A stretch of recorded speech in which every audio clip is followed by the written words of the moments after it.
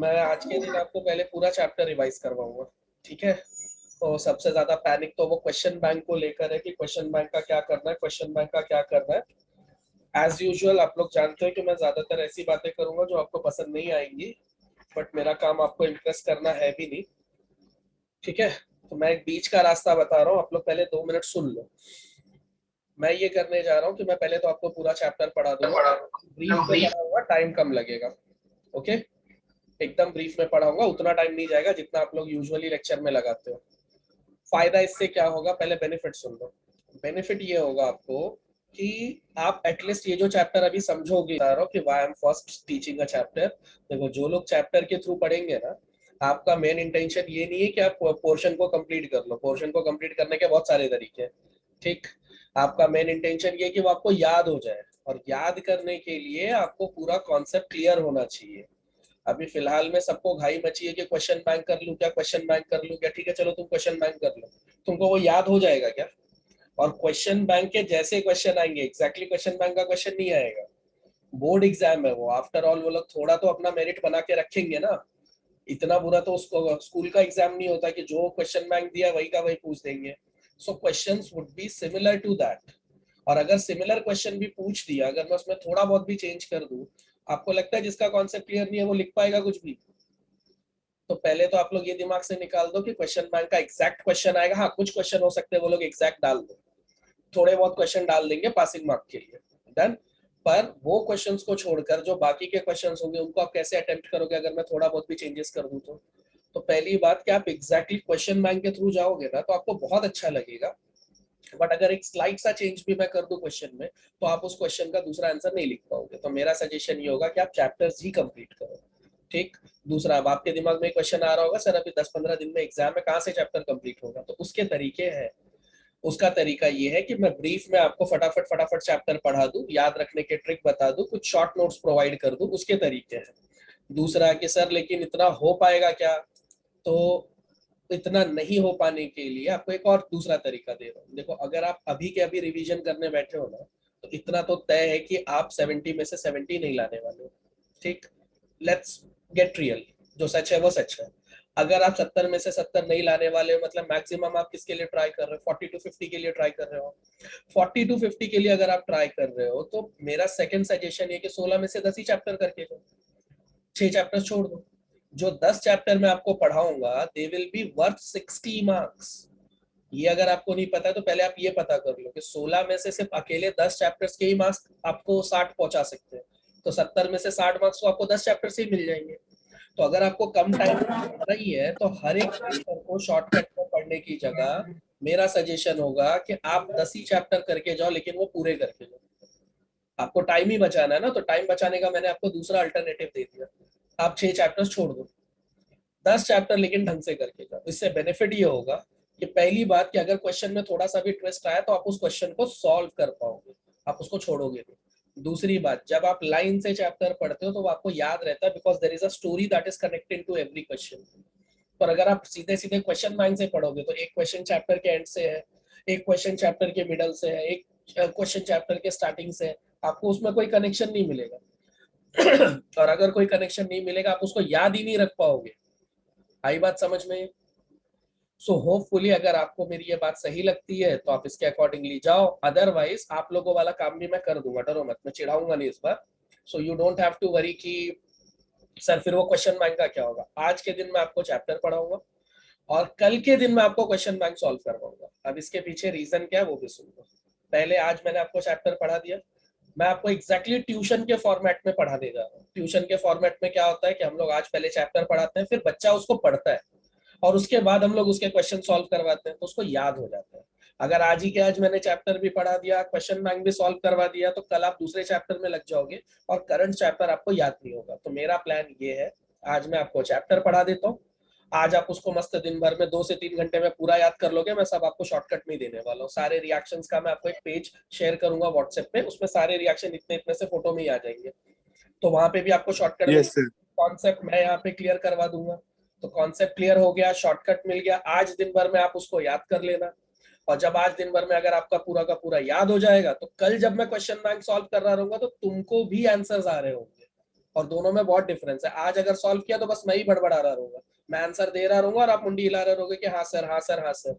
पर कल जब मैं क्वेश्चन बैंक सॉल्व करवाऊंगा तो आपको पहला बेनिफिट ये होगा कि आपका खुद का रिवीजन हो जाएगा। और सिंस आप अभी 15-20 दिन में एग्जाम देने वाले हो तो वो आपका सबसे बड़ा बेनिफिट है कि ऑन द स्पॉट रिवीजन हो गया, आपका काम खत्म हो गया। तो कल हम लोग क्वेश्चन बैंक सॉल्व करके फिर दूसरा चैप्टर स्टार्ट करेंगे। ठीक।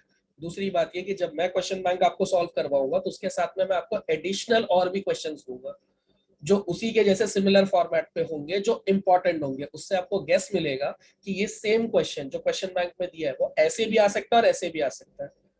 तो मेरा क्वेश्चन बैंक जो दिया गया है स्टेट बोर्ड की तरफ से वो प्लस कुछ एडिशनल क्वेश्चंस के साथ होगा। तो आप पूरा एचडीए इतने अच्छे से करके जाओगे कि क्वेश्चन ट्विस्टेड के अगर एडवांस फॉर्म में भी पूछा गया ना तो भी आपको आंसर्स आ जाएंगे। डन। तो ये प्लान ठीक है मेरे ख्याल से। कॉन्सेप्ट का कॉन्सेप्ट क्लियर हो जाएगा, प्लस आप में से अगर कोई आगे चल के एनईटी जेई देने वाला होगा तो उसको ये नॉलेज काम आ जाएगा। अगर मैं सिर्फ क्वेश्चन बैंक सॉल्व करवाऊंगा तो 20 दिन की कहानी हो जाएगी, 20 दिन के बाद ये कॉलेज ये पूरा नॉलेज किसी काम का नहीं होगा आपके। तो इसीलिए मैं कॉन्सेप्ट के थ्रू ही जा रहा हूँ। Yes sir. सारी बातें पॉइंट टू पॉइंट चलेंगे हम लोग, ज्यादा थियरी वगैरह लिखूंगा नहीं मैं। ठीक। और किसी को भी कोई भी डाउट है, दो तरीके हैं पूछने के। अगर आपके आस पड़ोस में आवाज नहीं हो रही है तो आप बोलकर पूछोगे तो that would be much preferable. But अगर आपके आस पड़ोस में आवाज हो रही है तो आप चैट बॉक्स में भी डाल दोगे, मैं आंसर देते जाऊंगा। ठीक। और क्वेश्चन हर एंगल से आएंगे तो पूरा इंट्रोडक्शन से स्टार्ट कर रहा हूँ मैं। चलो let's start with the chapter. Main points है। अगर अभी आप लोग नहीं लिखोगे तो मेरे लिए ज्यादा अच्छा होगा। अभी लिखने की कोई जरूरत नहीं है। अभी आप लोग सिर्फ क्या करो, लेक्चर्स को बस सुनते जाओ। बाद में ये पूरे के पूरे नोट्स स्क्रीनशॉट्स निकाल निकाल के मैं व्हाट्सएप पे शेयर कर दूंगा। अभी अगर आप लोग लिखने जाओगे तो it will take much time. तो लिखने वगैरह की कोई जरूरत नहीं है। जस्ट समझते जाओ कि हाँ ये होता है, ये होता है, and that much would be enough. Halogen derivatives of alkane आप में से मोस्ट ऑफ द स्टूडेंट्स को मैंने ही पढ़ाया था, तो उनको थोड़ा सा लेक्चर बोरिंग लगेगा। बट उनको भी ज्यादा बोरिंग ना लगे उसका जुगाड़ मैंने ये किया है कि मैं ज्यादातर जगह पे आपको याद करने के तरीके बताऊंगा। तो जो लोग मुझसे पढ़ चुके हैं वो लोग लेक्चर इसलिए सुने ताकि उनको याद हो जाए। उनका काम आज समझना नहीं है, जितना मैंने आपको लेक्चर में समझा दिया था उससे ज्यादा तो आज समझाने से रहना है। क्योंकि लेक्चर्स में मैंने आपको बहुत डिटेल में पढ़ाया था, उतना डिटेल में तो इनफैक्ट आज जाऊंगा भी नहीं। आज मेरा काम है कि आपको ये चैप्टर में याद कैसे करवा सकता हूँ, वो मेरा मेन जॉब है आज। तो जो लोग मेरे से पढ़ चुके हैं वो लोग लेक्चर इसलिए सुने ताकि उनको याद हो जाए। ना सबसे पहला क्वेश्चन, चैप्टर का पहला क्वेश्चन है इसका क्लासिफिकेशन। जो सबसे पहला क्वेश्चन आप देखोगे एग्जाम में वो इसके क्लासिफिकेशन से आ सकता है। क्लासिफिकेशन जिसको डिटेल में समझना हो यूट्यूब पे वीडियो है वो जाकर वहां देख लेना। यहाँ पे भी मैं सारे टॉपिक्स कवर करवा रहा हूँ, छोड़ नहीं रहा हूँ कुछ भी। पर अगर डिटेल में चाहिए तुमको भर भर के लिखा हुआ तो फिर वो यूट्यूब पे एक पूरा वीडियो है वो आप लोग देख लेना। क्लासिफिकेशन में देखो पहला क्लासिफिकेशन जो मैं करने जा रहा हूँ that will be on the basis of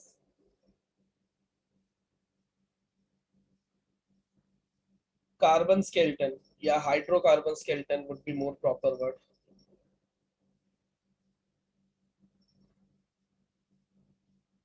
to which halogen is attached। इस बेसिस पे कितने टाइप के हो सकते हैं हैलोजन डेरिवेटिव्स? एक हो सकता है हैलो अल्केन्स, दूसरा हो सकता है हैलो अल्कीन्स, और जो जो काम अगर आप लोग कुछ और कर रहे हो तो सब छोड़ छाड़ के बैठो क्योंकि इसी लेक्चर में आप लोगों को रिवाइज भी करवाऊंगा मैं।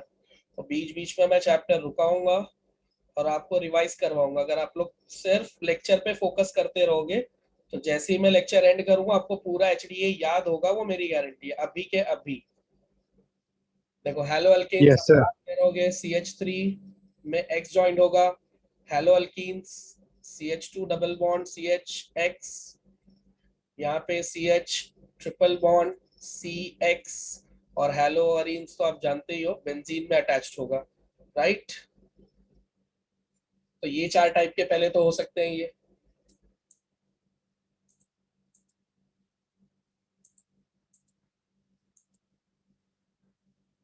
अब इनमें भी जो हमारा चैप्टर मेनली किस पे फोकस्ड है,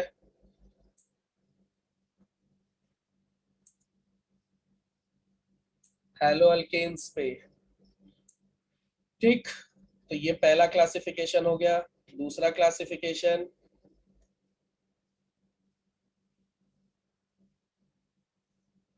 बेस्ड ऑन हाइब्रिडाइजेशन।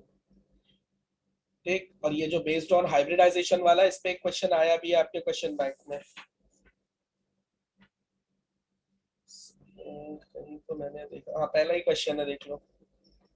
तो अगर आप मेरा YouTube वाला वीडियो देखोगे तो उसपे तो ये मैंने बहुत डिटेल में पढ़ा है, आज बस एक चार्ट वाइज में शॉर्टकट में पढ़ाऊंगा। Based on type of hybridisation of carbon attach to halogen atom. अब इसमें कितने टाइप के पढ़ाए थे मैंने आप लोगों को? पहला CsP3, फिर CsP2, and then CsP of course, और कुछ नहीं होता। बीच में अगर मेरा लैपटॉप थोड़ा बहुत परेशानी करे तो झेल लेना, वैसे मैं दूसरा लैपटॉप भी लेकर बैठा हूँ, अगर कुछ बड़ा प्रॉब्लम आया तो I will have to switch it. अच्छा हाँ, जो लोग नए हैं जिन्होंने जूम मीटिंग्स अटेंड नहीं की है, 40 मिनट्स पे मीटिंग एंड होगी, तो 40 मिनट्स के बाद आपको रिकनेक्ट करना पड़ेगा। मैं सुबह से ट्राई कर रहा हूँ उसको बाय करने के लिए, बट वो बोल रहा है कि उसके लिए क्रेडिट कार्ड चाहिए। तुम में से है क्या किसी के पास क्रेडिट कार्ड? सोच भी नहीं रहे, देखो कितने डन है तुम लोग यार। चल सही है सर। फिर ठीक है, कैसे होगा? बैंक से नहीं ले रहा है वो, उसके लिए क्रेडिट कार्ड चाहिए। मैं सुबह सुबह आज खरीदने की कोशिश कर रहा था ताकि 40 मिनट स्पेंड ना हो। अभी तो नहीं हो पाया, अब लेक्चर के बाद में ट्राई करता हूँ, किसी से बोलकर मैं वो खरीदता हूँ। तो आज तो 40 मिनट्स पे मीटिंग एंड होती रहेगी, कृपया झेले। CsP3X कौन कौन सा आता है इसके अंदर? पहला अल्काइल हैलाइड, इसको मैं चार्ट वाइज बना देता हूँ तो याद करना ज्यादा आसान होगा।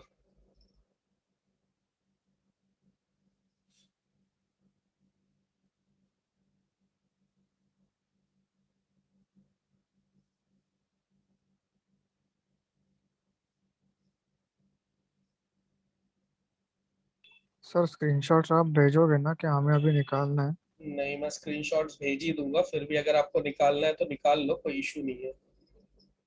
मैं अलग से भी क्वेश्चंस के ट्री डायग्राम भेजूंगा व्हाट्सएप पे, मैंने निकाल के रखे हैं पर उस पर अभी पूरा काम हो नहीं पाया।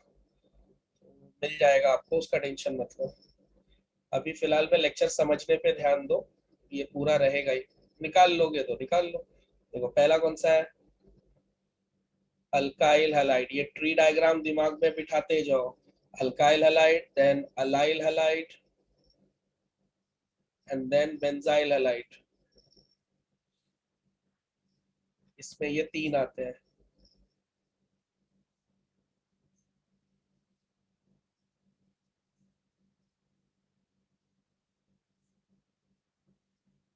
ठीक है, अल्काइल हैलाइड तो पूरा चैप्टर ही इसके ऊपर है। ये ले लो इसका एग्जांपल,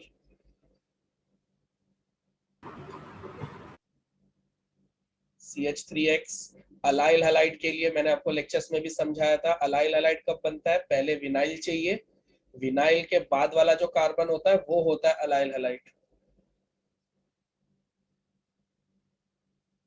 ये जो कार्बन है, 10 कार्बन, इस अलाइलिक कार्बन। ठीक, अब क्यों खास है ये वाला क्वेश्चन? आपको जो क्वेश्चन बैंक में पूछा है उसमें sp3 hybridised carbon atom next to carbon carbon double bond पूछा है। मजे की बात ये कि आपका जो क्वेश्चन आया है क्वेश्चन बैंक में वो यही है, अलाइल हैलाइड पे ही है। और आप जाकर यूट्यूब वाले वीडियो में देखना, इसको मैंने अच्छा खासा हाईलाइट कर करके बोला था कि इसको ध्यान रखना, अलाइल हैलाइड कैसे बनाते हैं। देखो अलाइल हैलाइड में खास बात ये है कि अलाइल हैलाइड के अंदर डबल और सिंगल दोनों बॉन्ड है। तो क्या फर्क पड़ गया अगर डबल और सिंगल दोनों बॉन्ड है? तो फर्क ये पड़ गया कि हम लोग जब हाइब्रिडाइजेशन गैस मारने जाते हैं तो हाइब्रिडाइजेशन के गैसिंग के लिए जो फॉर्मूला सिखाया जाता है कार्बन का हाइब्रिडाइजेशन गैस करने के लिए, फॉर्मूला ये सिखाया जाता है कि आप देखो कि कार्बन ने सिंगल बॉन्ड बनाया, डबल बॉन्ड बनाया या ट्रिपल बॉन्ड बनाया। अगर कार्बन के सारे बॉन्ड सिंगल है तो आप बोलोगे sp3 हाइब्रिडाइजेशन है। अगर कार्बन के सारे बॉन्ड डबल है, एक भी डबल बॉन्ड है, तो आप बोलोगे sp2 है, और अगर कार्बन ने ट्रिपल बॉन्ड बनाया है तो आप बोलोगे sp हाइब्रिडाइजेशन है। ये रूल है। अब इस स्ट्रक्चर के अंदर अगर आप देखोगे, अलाइल के स्ट्रक्चर के अंदर, तो एक ऐसा कार्बन है जिसने सारे बॉन्ड सिंगल बनाए। कौन सा है वो कार्बन? ये वाला। पर एक ऐसा भी कार्बन है जिसने डबल बॉन्ड बना के रखा, और ये डबल बॉन्ड देखते ही बच्चों को याद आता है कि डबल बॉन्ड है मतलब sp2 होगा। पर जब भी आप इस क्वेश्चन का आंसर दोगे तो आपको ये याद रखना है कि आपको उस कार्बन को टारगेट करना है जो हैलोजन से अटैच्ड है, राइट? तो हैलोजन से जो कार्बन अटैच्ड है वो कार्बन तो यहाँ पे सिंगल बॉन्ड बनाकर बैठा है, तो वो कार्बन तो sp3 हुआ ना। तो इस क्वेश्चन में आपको इस कार्बन को देखना है। डबल बॉन्ड वाले कार्बन है, लेकिन क्या उसके ऊपर हैलोजन अटैच्ड है क्या? तो अगर उस पे हैलोजन अटैच्ड नहीं है तो उससे हमको लेना देना नहीं है। अब हो सकता है कि क्वेश्चन बैंक में अलाइल हैलाइड दिया है और एग्जाम में आपको बेंजाइल हैलाइड पूछ दे। समझा? तो आपको ट्रिक याद रहनी चाहिए। ओके, याद रहेगा? Yes sir. Yes sir. Hydrogen लिख दिए थे गलती से ना। अलाइल वाला हो गया। Next benzyl. अब बेंजाइल के अंदर भी हम लोग जानते हैं कि यहाँ पे ये वाला कार्बन बेंजाइल वाला कार्बन होता है। तो याद रखना कि आपके क्वेश्चन बैंक में अलाइल दिया है तो जरूरी नहीं कि अलाइल ही आ जाए, हो सकता है एग्जाम में ये लोग बेंजाइल पूछ दे। तो बेंजाइल का ये जो कार्बन है, वो कार्बन में देखो सारे बॉन्ड सिंगल ही बना रहा है, और अगर ये सिंगल बना रहा है तो इसका मतलब इसका हाइब्रिडाइजेशन क्या हुआ? sp3। तो ये हो गया आपके क्वेश्चन बैंक का पहला क्वेश्चन सॉल्व। उसने तो सिर्फ अलाइल पूछा था, मैंने आपको तीनों बता दिए। बेंजाइलिक कार्बन और अलाइलिक कार्बन का ध्यान रखना एग्जाम में। This carbon is allylic carbon और this carbon is benzylic carbon.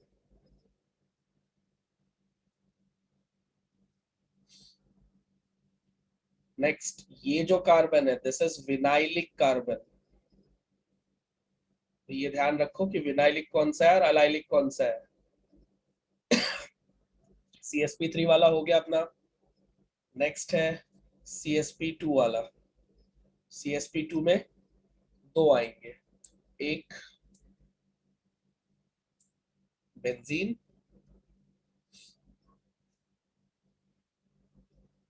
और एक विनाइल। तो इसमें एक आएगा vinyl halide,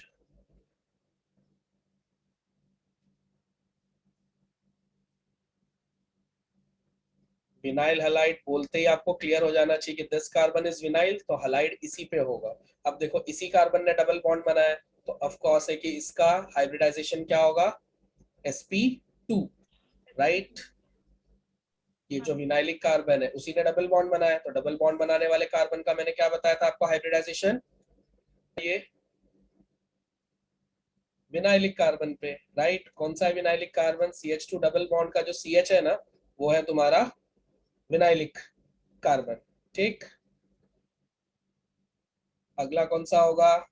aryl halide. Aryl halide में नोट्स थोड़े खराब लिखता हूं मैं, उतना तुम्हारा टाइम बच जाएगा।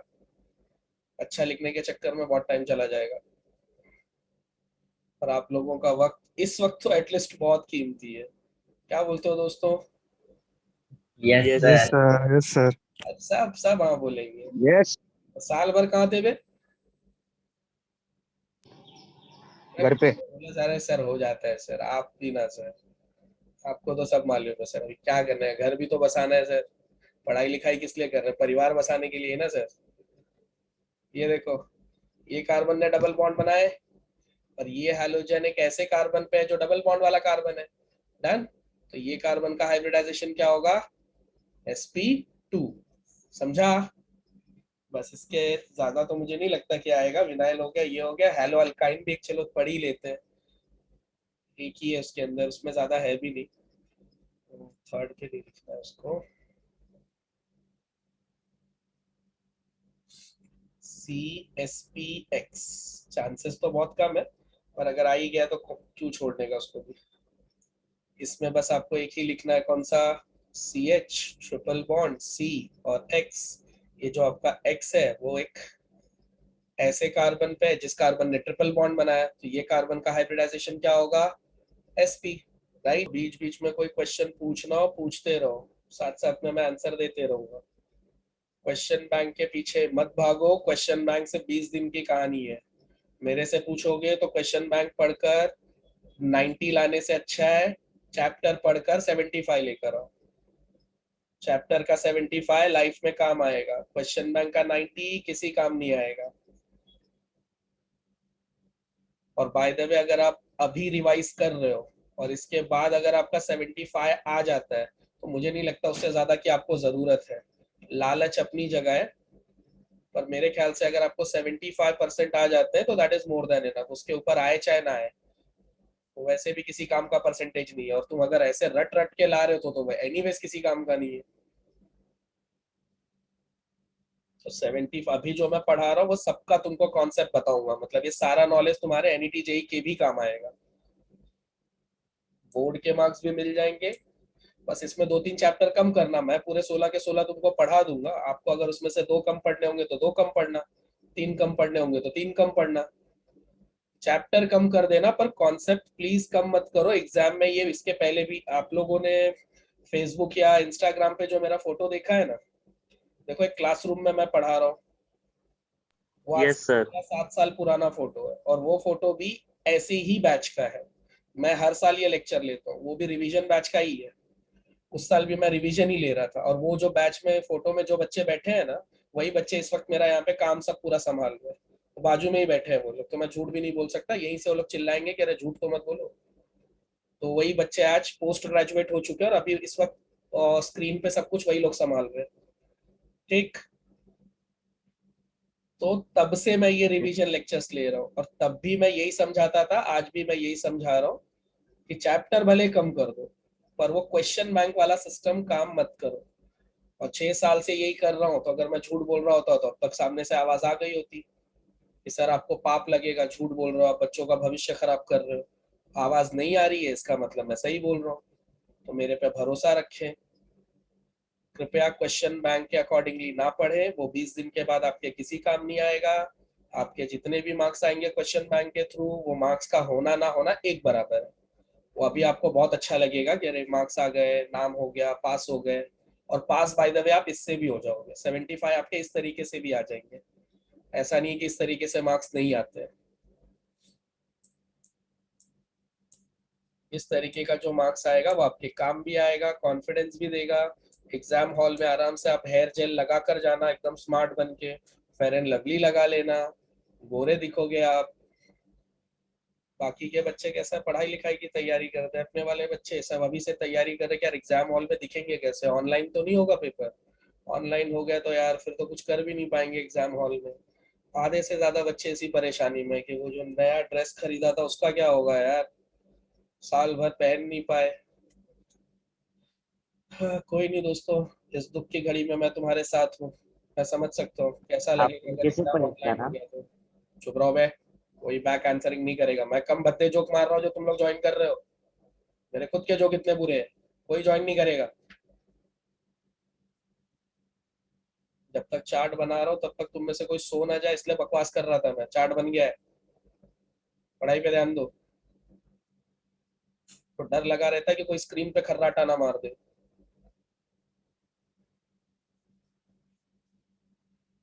ये मार्कर का इतना इतना मोटा मार्कर कौन यूज करता है भाई?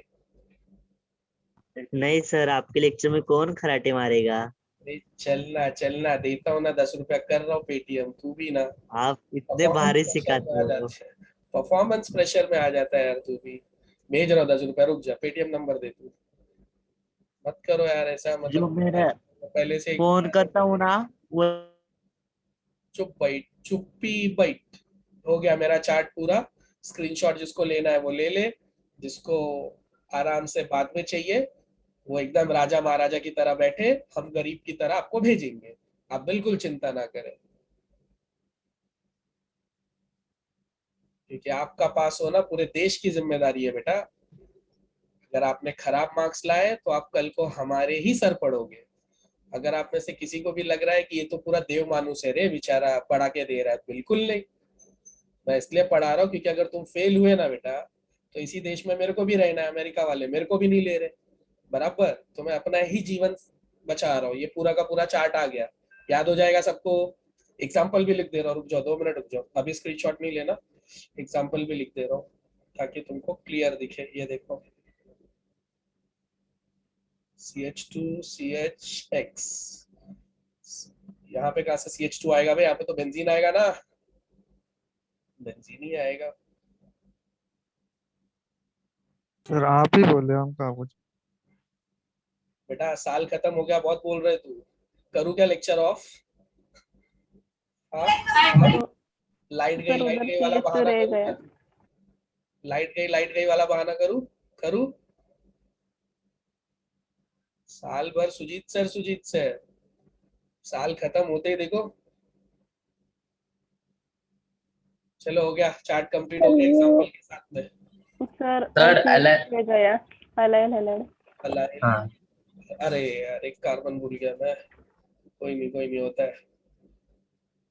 CH2CH CH2X, very good. देखा, कॉन्सेप्ट के साथ पढ़ने का नतीजा, तुमको भी सब याद रहेगा। ये हो गया, ले लिया सबने स्क्रीनशॉट? इसमें से कुछ है जो तुम पूछना चाहते हो? किसी को कोई डाउट इसमें से? नहीं sir. No sir. Next question is nomenclature. चलो मैं फटाक से नॉमेनक्लेचर पे चलता हूँ, जिसने स्क्रीनशॉट नहीं लिया रहेगा उसको बाद में मिल जाएगा। देखो नॉमेनक्लेचर में जो मेन है वही बताऊंगा। नॉमेनक्लेचर पे हालांकि तुमको क्वेश्चन आए हैं, तो वो वाले क्वेश्चन भी कल, क्वेश्चन बैंक वाला भी मैं ले लूंगा। अभी के लिए मैं सब सिंपल वाला बता देता हूँ आपको। नॉमेनक्लेचर, जिसको कुछ नहीं आता वो लोग भी ध्यान से सुनो, पूरा का पूरा बता दे रहा हूँ, 5 ही मिनट लगेगा, फटाफट हो जाता है वो। नॉमेनक्लेचर में पहला कौन सा बेटा? Common system.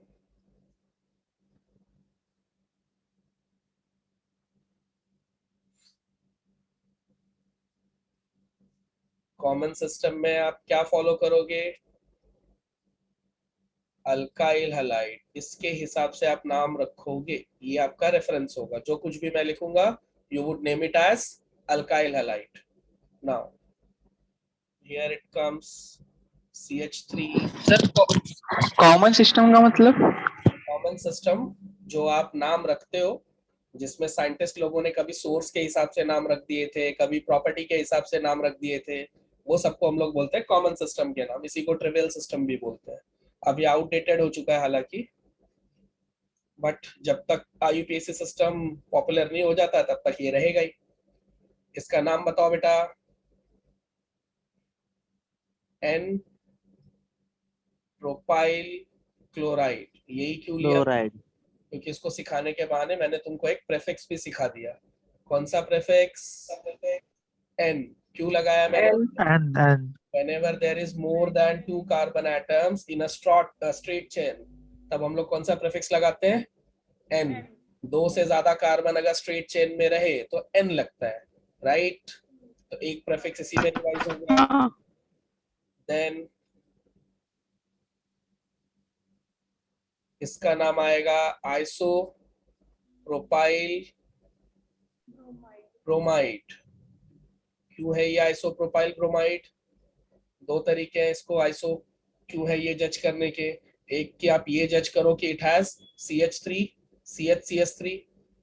ये एक शॉर्टकट तरीका है कि अगर किसी भी कंपाउंड के अंदर ये दिख रहा है CH3 CH CH3, तो उसको हम कौन सा प्रीफिक्स देते हैं? आइसो। डन। दूसरा तरीका क्या है? There must be CH3 group on second last carbon atom. तो सेकेंड लास्ट कार्बन एटम पे अगर CH3 ग्रुप है तो आप उसको आइसो लिख सकते हो, या फिर आप CH3 CH CH3 के हिसाब से भी उसको देखकर आइसो नाम दे सकते हो। नेक्स्ट, अभी 1 मिनट में ये मीटिंग एंड होगी, आपको वापस से रिकनेक्ट करना है। Then,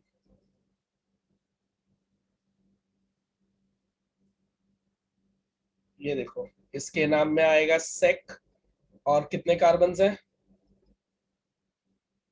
यहाँ पे CH3 लिखना है, सॉरी।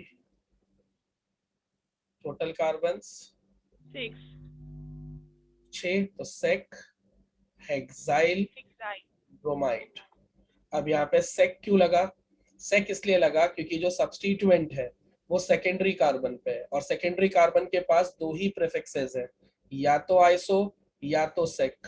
यहाँ पे आइसो तो पॉसिबल है नहीं क्योंकि CH3 CH3 नहीं दिख रहा है, इसीलिए मैंने सेक लगा दिया। सेक कब लगाते हैं? When iso is not possible. Bromine ये वाले पे पहले मैं बता रहा हूँ, ब्रोमीन किस पे प्रेजेंट था? टर्शरी कार्बन पे, तो दैट्स व्हाई मैंने क्या प्रीफिक्स लगा दिया? टर्ट। तो टर्ट कब लगाते हैं? When bromine is on a tertiary carbon atom. Next, यहाँ पे ये ग्रुप का नाम क्या आएगा? विनाइल। अभी ऊपर ही मैंने पढ़ा है आपको क्लासिफिकेशन में। So this is what? Vinyl chloride. अब ये जो ब्रोमीन है ये कौन से कार्बन पे है? ऊपर बताया मैंने क्लासिफिकेशन में, which carbon is this? Allylic carbon. This has to be allyl bromide. Now notice one thing, vinyl और अलाइल में नंबर ऑफ कार्बन्स की कोई इंफॉर्मेशन नहीं है, तो ये याद करके जाओ वरना एग्जाम में कंफ्यूज हो जाओगे। तुमको लगेगा विनाइल लिखेंगे तो सामने वाले को कैसे पता चलेगा कि उसमें कितने कार्बन है? When you write vinyl or you write allyl, सामने वाला समझ जाता है कि विनाइल और अलाइल का मतलब क्या होता है, राइट? तो इसके बारे में आपको कार्बन की कोई एडिशनल इंफॉर्मेशन नहीं देनी। और अभी मैं कौन सा नॉमेनक्लेचर सॉल्व कर रहा हूँ? कॉमन। नेक्स्ट, इसका वही नाम क्लासिफिकेशन में ही पढ़ लिया हमने, क्या नाम होगा इसका? Which group is this? Benzyl. Benzyl iodide. जो बच्चे नए हैं उनके लिए यहाँ पे बाजू में बता दे रहा हूँ, जो जिन्होंने पढ़ा है उनको ये बात पता होगी। अल्केन में से हाइड्रोजन निकालोगे तो अल्काइल बनता है, पर बेंजीन में से हाइड्रोजन निकालोगे तो बेंजाइल नहीं बनता। नहीं बनता। ध्यान रखना, क्या बनता है? फिनाइल बनता है। तो बेंजाइल कब बनता है? बेंजाइल बनता है जब बेंजीन में एक कार्बन उल्टा ऐड करना पड़ता है। तो बेंजीन में when a carbon is added तब जाके आपको बेंजाइल मिलेगा। तो बेंजाइल बनाने के लिए वो टेक्निक काम नहीं करेगी जो अल्काइल बनाने के काम आती है। अल्काइल कैसे बनता है? अल्केन से एक हाइड्रोजन निकाल के, फॉर एग्जांपल CH4 में से एक हाइड्रोजन निकाल दो, बन गया CH3। ठीक, ये था मीथेन और ये है मिथाइल। पर ये सेम टेक्निक अगर आप यहाँ पे लगाओगे कि बेंजीन से एक हाइड्रोजन निकाल दूं, तो बेंजीन से बेंजाइल नहीं बनता। बेंजीन से अगर आप एक हाइड्रोजन निकाल दोगे तो जो बनेगा उसका नाम क्या है? फिनाइल। तो इस हिसाब से यहाँ पे देख लो, बेंजीन में एक कार्बन अटैच था, इसका मतलब ये पूरा ग्रुप कौन सा ग्रुप है? बेंजाइल ग्रुप है। तो बेंजाइल के साथ में आयोडीन लगा हुआ है, that's why the name benzyl iodide, right? Next,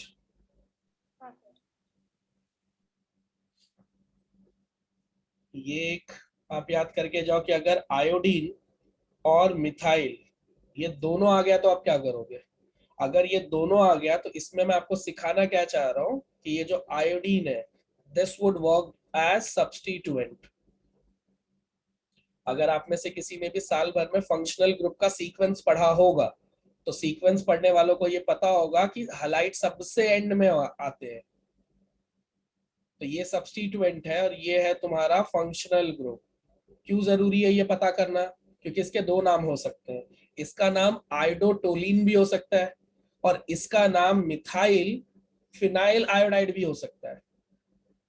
तो अगर आपको ये नहीं पता चला कि दोनों में से सब्स्टिट्यूएंट कौन है तो आप नाम निकालोगे कैसे? अभी जैसे पता चल गया कि आयोडीन क्या है? सब्स्टिट्यूएंट। तो ये पूरा का पूरा मेन कंपाउंड है और ये उसके ऊपर सब्स्टिट्यूएंट है।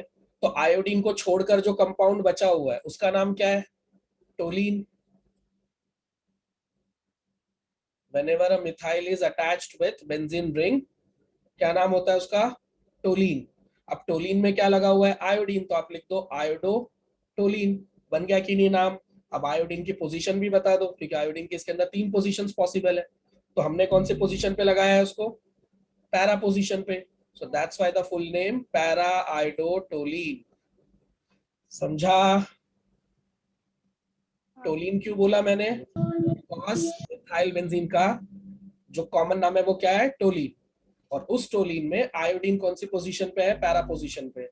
दैट्स व्हाई मैंने पूरा नाम बना दिया पैरा आयोडोटोलिन। ये याद रहेगा कि अगर एक हलाइड और मिथाइल दोनों अगर साथ में आ गए तो फिर आप क्या करोगे? हलाइड को आप हलाइड हर जगह पे सब्स्टिट्यूएंट ही होता है, इसीलिए मैंने आपको अभी बताया कि फंक्शनल ग्रुप के सीक्वेंस में अगर आप देखोगे तो हैलोजेंस हमेशा एंड में आते हैं। तो किसी के भी सामने अगर हैलोजन दे दिया गया तो वो ऑफ कोर्स है कि वो सब्स्टिट्यूएंट का ही काम करेगा। देन इससे ज्यादा टफ तो आपको आएगा नहीं नॉमेनक्लेचर में, फिर भी कल हम लोग क्वेश्चन बैंक सॉल्व करते टाइम देख लेंगे एक बार। नॉमेनक्लेचर में कॉमन सिस्टम का नॉमेनक्लेचर हो गया। कॉमन सिस्टम का नॉमेनक्लेचर एक बार देख लो अच्छे से। अगर मोर देन 2 कार्बन रहे स्ट्रेट चेन में तो आप N लगाओगे, CH3 CH3 रहा तो आइसो लगाओगे। अगर आइसो पॉसिबल ना रहा, आपका सब्स्टिट्यूएंट सेकेंडरी कार्बन पे हो। देखो आइसो, जो लोगों ने साल भर में ये दोनों को अच्छे से नहीं पढ़ा है, इन दोनों के बारे में ये बात याद रखना कि इन दोनों का कंपैरिजन करते ही कब है आपको। इन दोनों को एक साथ में इसलिए पढ़ना पड़ता है क्योंकि दोनों के अंदर जो सब्स्टिट्यूएंट है ना वो सेकेंडरी कार्बन पे है। इसमें भी देखो जो सब्स्टिट्यूएंट है वो इसके ऊपर है, ये सेकेंडरी कार्बन है कि नहीं, और इसके अंदर भी जो सब्स्टिट्यूएंट है वो सेकेंडरी कार्बन पे है। अब यहाँ पे ये मत बोलना कि सर ये 3 कार्बन को कनेक्टेड है तो वो तो टर्शरी है। आप इसके अकॉर्डिंगली काउंट कर रहे हो ना, तो आप इसको एक्सक्लूड करके काउंट करोगे, इसकी काउंटिंग नहीं होगी। इसको छोड़कर ये कार्बन 2 कार्बन से अटैच्ड है या नहीं, तो ऐसा कार्बन हुआ सेकेंडरी कार्बन। तो यहाँ पे भी हमारा मिथाइल ग्रुप किस पे अटैच्ड है, सेकेंडरी कार्बन पे। यहाँ पे भी सेकेंडरी पे ही अटैच्ड है। सिंस यहाँ पे CH3 CH पॉसिबल है तो हम लोगों ने आइसो लिखा, और यहाँ पे CH3 पॉसिबल नहीं है इसलिए हमने सेक लिख दिया है। तो होपफुली आपको इससे काम चल जाएगा एग्जाम में। और भी डिटेल में पढ़ना रहा तो फिर कभी हम लोग NET JEE के लेक्चर में मिलेंगे तो वहां पे उसका डिटेल देखेंगे। Next is tertiary. क्यों बोला मैंने, बिकॉज ब्रोमीन किस पे है, टर्शरी कार्बन पे। यहाँ पे विनाइल क्लोराइड क्यों बोला, क्योंकि विनाइल वाले कार्बन पे क्लोरीन है। यहाँ पे अलाइल क्यों बोला, क्योंकि अलाइल वाले कार्बन पे है। यहाँ पे बेंजाइलिक कार्बन पे है। तो हर एक के नाम में उसका क्लू है। Next nomenclature. ऊपर आयोडीन ऑर्थो ग्रुप पर था ना, हाँ ऊपर आयोडीन ग्रुप ऑर्थो ग्रुप पर था ना। ऑर्थो पे कैसा रहेगा बेटा, सामने सामने नहीं लिखा मैंने उसको, सामने सामने है ना, दोनों पैरा होंगे। ये और ये एक दूसरे के पैरा पोजीशन में ना, अपोजिट है तो। हाँ। ऑर्थो वैसा नहीं देखते, आप ऐसा देख रहे हो। आपके लिए ये पैरा, ये ऑर्थो और ये मेटा है, ऐसे नहीं देखा जाता। जो भी आपका प्रिंसिपल फंक्शनल ग्रुप है वो आपका पैरा होगा। तो अगर ये प्रिंसिपल फंक्शनल ग्रुप यहाँ पे है ना, तो ये हो गया आपका पैरा। और फिर यहां से आप काउंटिंग शुरू करोगे। अगर ये पैरा हुआ, ये पैरा है, तो ये ऑर्थो है, ये मेटा है, और ये फिर से पैरा है। समझा? तो पहले पैरा आप कहां से डिसाइड करोगे, फंक्शनल ग्रुप से। This was a good question, जिसको नहीं पता हो वो लोगों के भी काम आ जाएगा। ठीक, क्योंकि देखने में आपको ऐसा लगेगा कि आयोडीन कहाँ पे है, ऑर्थो पोजीशन पे, पर उसको हम लोग ऐसा देख के ऑर्थो नाम नहीं देते। नाम हमेशा कहाँ से स्टार्ट होता है, फंक्शनल ग्रुप से। जो भी फंक्शनल ग्रुप है उसको हम लोग पैरा पोजीशन दे देंगे, और फिर उसके बाद बाकियों का नाम रखेंगे। समझा? हाँ। नेक्स्ट IUPAC में आपको क्या लिखना है, हैलो अल्केन्स के स्टाइल में लिखना है। जो भी कुछ मैं लिखूंगा, you just have to name it like halo alkane.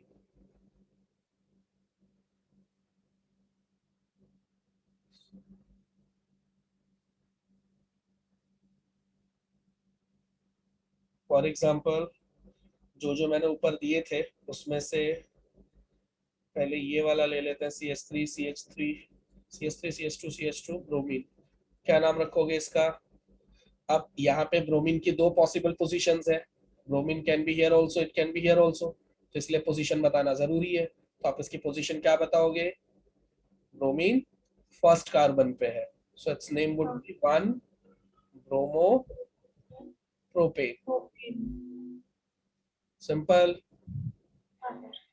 Next CH3। अब यही कंपाउंड में ऊपर हमने इसको क्या नाम दिया था, आइसो ना। यहाँ पे हम लोग नाम देंगे 2 ब्रोमो प्रोपेन। कॉमन में आइसो था, यहाँ पे नंबर होगा। ब्रोमीन कौन से कार्बन पे है, सेकेंड कार्बन पे, राइट? तो that's why 2 bromo propane.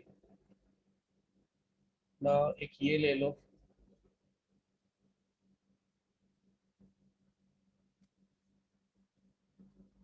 Bromine जिस कार्बन पे, पहले इसमें से एक लॉन्गेस्ट चेन सेलेक्ट करो। ये रहा लॉन्गेस्ट चेन और ये रहा सब्स्टिट्यूएंट। लिखने का सीक्वेंस क्या होता है, पहले हम सब्स्टिट्यूएंट के बारे में लिखते हैं। पहले नंबरिंग कर लूं, 1 2 3 2 पे ही सब्स्टिट्यूएंट भी है, सब्स्टिट्यूएंट का नाम क्या है, methyl, I will write it 2 methyl, और 2 पे ही ब्रोमीन भी है, तो that's why 2 bromo propane. Capital B लिखते लिखते मैंने कट कर दिया, क्योंकि आईयूपीएससी का रूल है सिर्फ पहला अल्फाबेट कैपिटल अलाउड है, राइट। तो ब्रोमो का बी मैंने पहले कैपिटल लिखना चालू किया था, फिर उसको मैंने कट करके स्मॉल कर दिया। तो आप लोग भी गलती से भी सेकेंड अल्फाबेट कैपिटल नहीं लिख सकते, only first alphabet capital is allowed. Alkyne वाले एक दो करवा देता हूँ, विनाइल और बेंजाइल वाले, क्योंकि मेरे ख्याल से अल्केन वाले तो अब आप लोगों को आ ही गए होंगे। अल्केन वालों में तो सब में आप खाली नंबरिंग करोगे, सब्स्टिट्यूएंट होगा तो सब्स्टिट्यूएंट की पोजीशन बता दोगे, और साथ में आप हेलो अल्केन स्टाइल में लिख दोगे, उसको हो जाएगा ना वो। हाँ सर। नेक्स्ट, डबल बॉन्ड और ट्रिपल बॉन्ड वाले, इनका क्या नाम रखोगे? अगर सिंगल बॉन्ड होता तो क्या लिखते, क्लोरोइथेन, तो डबल बॉन्ड है तो क्या लिखना पड़ेगा, क्लोरो, बस ये ए एन ई की जगह पे आप क्या लगा दोगे, E N E, that's it. Next, ये भी एक दिया था जो आपको मैंने, अलाइल वाला, अगर वो आ गया तो पहले लिखोगे ब्रोमो। अब नंबरिंग करनी पड़ेगी इसकी, नंबरिंग कौन सी स्टाइल में करोगे, यहाँ से क्या नाम रखोगे इसका, नंबरिंग बोलो कहाँ से करोगे, डबल बॉन्ड या हैलोजन। अब now this is very interesting कि यहाँ पे नंबरिंग यहाँ से होगी, double bond gets more preference than halogen, इसीलिए ये आपका इंपॉर्टेंट क्वेश्चन हो गया, इसको याद करके जाओ, वरना नंबरिंग में गड़बड़ कर दोगे और सब बर्बाद हो जाएगा। तो इसका नाम है 3 ब्रोमो प्रोपीन, ठीक। अब तो सोच रहा होगा कि ऐसा क्यों, ऐसा क्या, ऐसे कैसे। अभी थोड़ी देर पहले एग्जाम आंसर दे दिया था मैंने कि ब्रोमीन सबसे, हैलोजन सबसे एंड में आते हैं फंक्शनल ग्रुप की लिस्ट में, ठीक।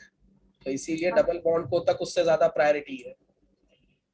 डबल बॉन्ड वाले हो गए, ट्रिपल बॉन्ड वाला ले लेता हूँ, कुछ खास तो है नहीं इसके अंदर, फिर भी आपकी तसल्ली के लिए क्या लिखोगे आप इसको, ब्रोमो, अगर सिंगल बॉन्डेड होता तो इथेन लिखते हैं ना, अब बस इथाइन लिखते हैं, ये बन गया bromo ethyne.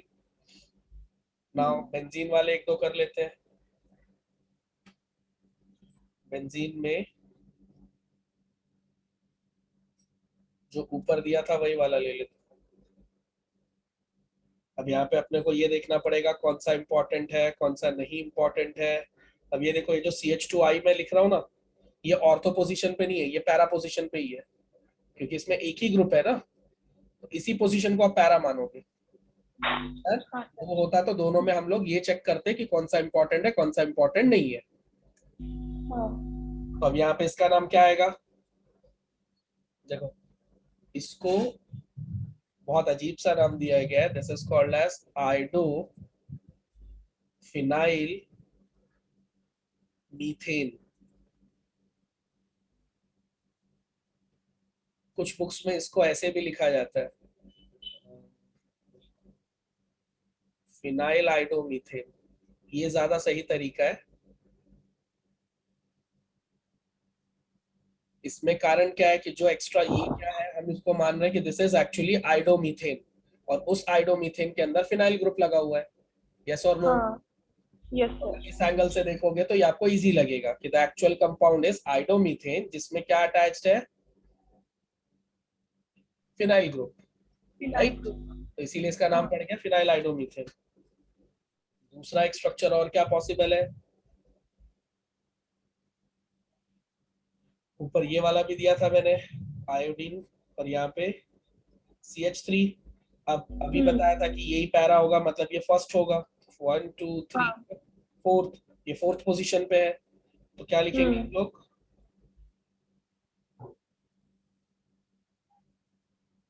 Four iodo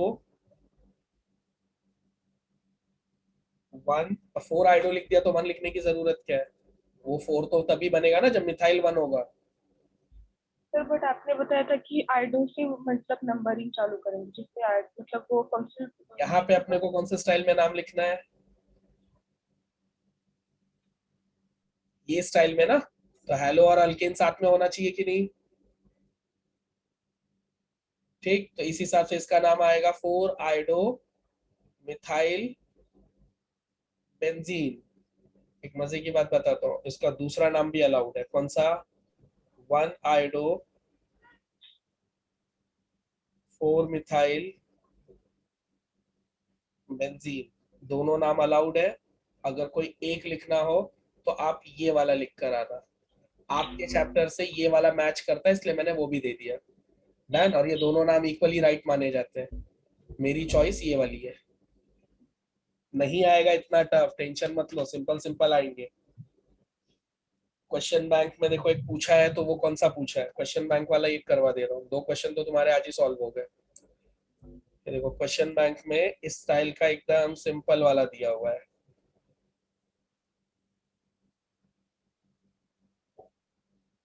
done. अब ये क्या है, कोई बताएगा? ये सिर्फ डराने के लिए दिया है तुमको, बेंजाइल ब्रोमाइड। लेकिन वो तो कॉमन नाम हो गया ना, इसने इसका आईयूपीएससी पूछा है अपने से। ये वाला दिख रहा है, ये यही वाला है, बस आयोडीन की जगह ब्रोमीन लगा हुआ है। दोनों सेम है। समझा? समझा? क्वेश्चन बैंक पढ़ के जाने वालों का क्या हाल होता है कि हल्का सा अगर मैं स्ट्रक्चर घुमा दूंगा तो देख लो, अभी पूरे के इतने सारे लोग अभी के अभी नहीं पहचान पा रहे। इसीलिए कॉन्सेप्ट के साथ ही पढ़ के जाओ, वरना अगर हल्का फुल्का भी, अभी मैंने पढ़ा दिया वहां पे CH2 आए, इन लोगों ने ऐसा पूछ दिया। अगर आपको जिगजैग वाला स्ट्रक्चर नहीं पता, आपको पता है ना जितने भी टर्मिनल्स मैं बनाऊंगा उतने कार्बन कंसीडर करने रहते हैं, तो अगर मैं यहाँ पे एक बेंजीन बना रहा हूँ और यहाँ पे अगर एक टर्मिनल यहाँ पे आ गया, तो ये टर्मिनल क्या होगा? कार्बन ही होगा ना, राइट? और अगर ये कार्बन हो रहा है और इसके बाद में यहाँ पे ब्रोमीन है, तो ये कार्बन क्या होगा? CH2 ही होगा ना, राइट? तो ये हो गया आपका बेंजीन, ये हो गया आपका CH2 और ये हो गया ब्रोमीन। यही दिया है कि नहीं यहाँ पे? हाँ सेम हुए कि नहीं दोनों? ऐसे ही बनाया जाता है। चलो, नॉमेनक्लेचर तक complete. Now let's start with preparation.